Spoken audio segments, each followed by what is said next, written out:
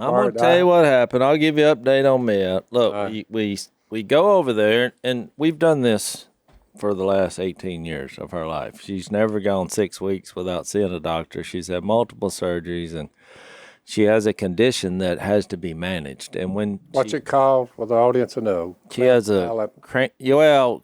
it's basically craniofacial issues. She has special needs in that she was born with a cleft lip and palate, and through all these surgeries, they have tried to give her a normal palate so that she can talk correctly, breathe easily, and eat without any problems. Because those three issues are really the issues that she has. Most people, they just think it's all about how she looks, which that's always been secondary because, talking, breathing, and eating, those are pretty important things Very much for a so. human. And how she looks, as a young girl. But so it's been a process, and when she quits growing, which is now she's 18, they kind of do the final touch-ups. Well, her biggest problem that led to this last surgery is she just has chronic sinus issues because we've noticed that, and Missy, I think she got this from her genetics. I don't know. It could be on our side, too, because I have it.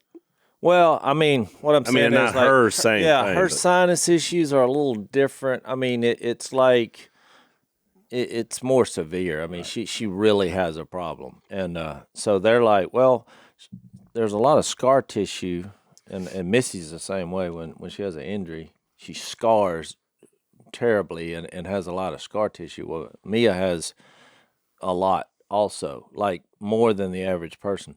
Well, you can think all these surgeries they've done in her nose and on her face. It just, the doctor even said before we went into the surgery, he's like, it's just, you got to realize it's a mess. and we know that inside her nose, we're going to try to do this without breaking any more bones or anything. So they're basically going up into her nostrils and trying to clean her canals out. So she doesn't have all these sinus infections, which and they're more severe than the average human. So that was kind of the goal. And since it was going to be the last one, they were also, for the first time during this whole process, they were going to try to make her look as well as possible while we're here. Yeah. And so we talked about that. And so what we do, the process is you go over there, we try to have fun the first day because every time she goes, you don't want it to be a negative thing. So I gave her some money to go shopping, and they went shopping. And because you have a pre-op day where they get the plan and look at her. Then the next day you have her surgery. So we were there 3 days, I guess. And we went to the movies, and one of these luxury movies where you have your meal there. And I've heard about those. I've never experienced it. It was really nice. Yeah. That's the first one I had. I've never been down that road. It was. When's the last time you went to a movie? It was good. And the to a problem theater. is Decades. trying to find a movie is the problem. We actually saw that. The Thor? Elvis? No, the Tom Cruise movie. Oh, the Maverick. And it was actually really good. That's what I've heard. It's done really well. And it was pretty clean till the end. They started dropping a few four-letter words. They always got to have that. But overall, it was good. It was a good movie. We had a good time. So, and they get the plan. So then you get up at like 4:30 in the morning and get to the hospital. It's just a long process before you even get to the surgery, and they get the plan.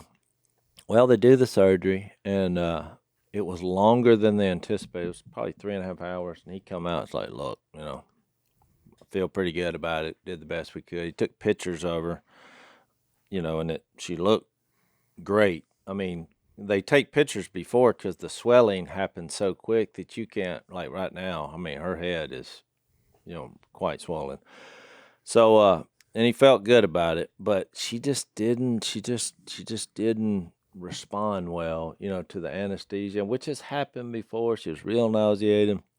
And so she didn't recover. We thought we'd have the surgery 2 or 3 hours later. We're bringing her back home, but we just got delayed and delayed and delayed. And so we wound up not leaving until 5 o'clock. Well, we're in Dallas.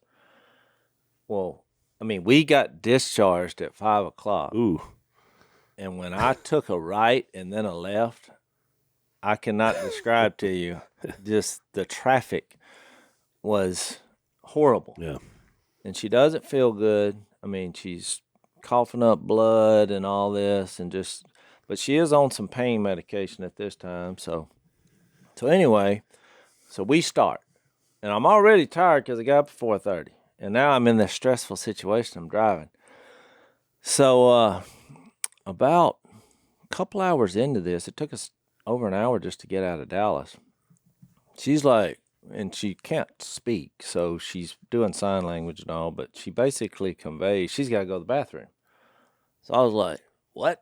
I mean, I need to find the cleanest bathroom possible because you're already just thinking we got open wounds here and she's all bandaged up and just us going out in public, So I thought to myself, I was like, well, I'll hit a Starbucks because I need a coffee to keep me awake. They're pretty clean bathrooms, let's do this. Perfect plan. So I'm finding one because, There's one in Terrell, Texas on I-20. I'm having to pull over, even to get my GPS working because Missy's dealing with Mia, and it's like, it's kind of dangerous. I'm in charge of navigation. It's stressful. I'm tired. And so I find the Starbucks. Missy takes her in there. I order the coffee. It was perfect timing. I take the coffee, and where I messed up is I put the coffee on top of the console because the cup holders were full. And I meant to move something, and but Missy's like, "We're ready. Let's go." All right. So I'm looking, and my phone is not loading the GPS because I had to take turns, and I wasn't real sure where I was at in all the hoopla. You got to remember, it was stressful already. So for some reason, I find myself taking a left, and I'm going toward the interstate, and I look up, and I'm on a 1-lane road, and there's cars getting off the interstate headed right toward me. You're going the wrong way. And I look up, and I thought, typical Robertson response. These people are going the wrong way. Everybody but you. That's right. So I see at the entrance of the interstate, they have two big signs there. Do not enter. Do not enter. And I thought, so then what I had, typical Robertson response. I thought, y'all should have put those signs back where I got home. Somebody else messed up. Now it's become a dangerous situation. Well, yeah. Nobody knows it but me because they're preoccupied. Mia's moaning. You have a very sick daughter, and you're going the wrong way. And a vehicle's coming. They zigged, I zagged. Well, the coffee. All of a sudden, Mia cries out in pain, just like excruciating pain. Now she's been The coffee does a double back. Oh no! You scalded her with the coffee. It's her leg. Oh yeah. I mean, it's hot coffee. Well, then I have to pull over somehow, and literally, there's nowhere to pull over. I just pull over, in nowhere. Well, now I'm like, what is wrong with her? Because I don't realize the coffee. I'm like, what's the problem? Because she was crying out in pain. Well, then I look down and I see my coffee cup below her seat, like on the end that you drink out of, just perfectly sitting there. I mean, I grabbed the coffee and it was like a third of it still in there. And so she's in pain now. Now I'm like, in that moment, I felt the worst I've ever felt in my life because I thought she is going through excruciating pain. And now you dumped a hot cup of coffee on her. Well, I looked over there at Missy. And smoke is coming out of her ears and fire. I mean, she is hot. She's hotter than the coffee. She was so mad she couldn't even speak. She was trying to get her mouth to move. What's the old saying? Hell hath no fury like a mad woman. Like a mother's scorn. So I thought. We got paper towels and clean up, and we're putting the ice on her because I had a waters and ice, and we're pouring cold water on her, and you got to remember this car is brand new. I just bought it for Missy. Well, that's another double whammy because now there's coffee everywhere. I just thought, Well, all I can do is apologize. And I mean, I apologized 5 or 6 times. Nothing. Wasn't like It's okay. We forgive you. My husband. it wasn't. None of that. Too soon. They wanted you to sit in it for a little bit. You had to, None you of gotta it. sit in it All for a that little I bit. had said earlier, how she's growing in the faith, all went. All the stuff here about me Call your daughter. That'll bring it out. positioning to, because I got the car positioned. Jace, the audience at this down. point, some of them are are shedding serious tears for the whole. Oh, I know. And I thought in this moment, under the old law, I remember, because now it's just silence after we got her, the burns subsiding. Oh my goodness. Now it's just dead silence for about Could you an go to hour. something? I know it's a long shot, positive that came out of all this. No. Well, We're still waiting. The trip to hell and back. So this is 3 or 4 days later now, and I still don't think my wife and I have had a meaningful conversation since.